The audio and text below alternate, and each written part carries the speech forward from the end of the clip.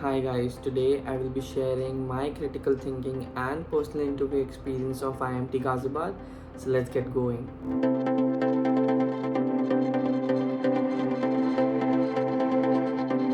So my CT and PI both were on the same day and in the IMT Ghaziabad campus itself.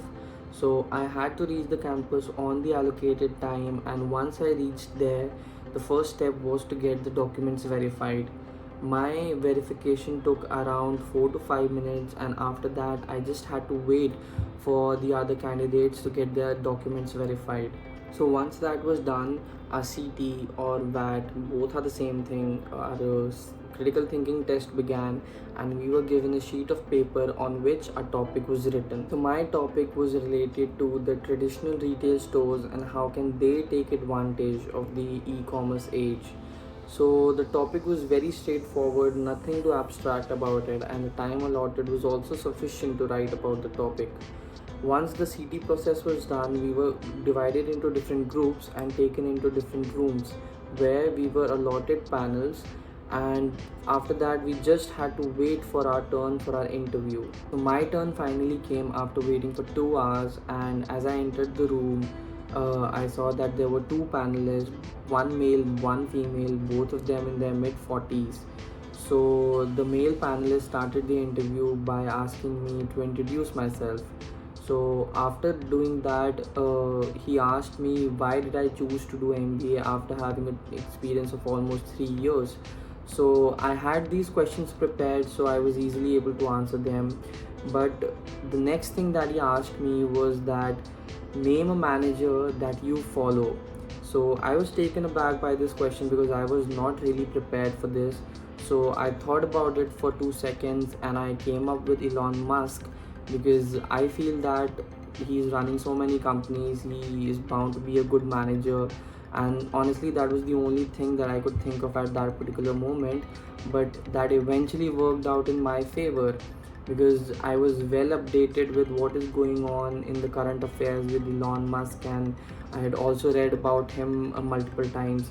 So the next question that the male panelist asked me was, don't you think that he's wasting money with all the rebranding of Twitter, or now called X? So I was able to answer his question, but I feel that there is no right or wrong answer in this. He was just trying to check whether I have an opinion about the particular topic or not. After this, the conversation steered towards Tesla, and discussions were made upon different electric vehicle companies and how is Tesla different from all of them. Then the topic of autopilot system in electric cars came up. After that, he talked about my work ex. So he started asking me about my responsibilities at TCS and what a usual day was like when I was working there. After that, he asked me if I was fairly compensated while working there, because I told him that I was putting in extra hours. So he just wanted to know my opinion whether I was fairly compensated or not. After that, he asked me, this was the question that I was not expecting at all, and he asked me that what was the in-hand salary or the minimum in-hand salary that I would be expecting if I were to graduate after my MBA. So yeah, that was that. And after that, the first panelist, the male panelist, was done.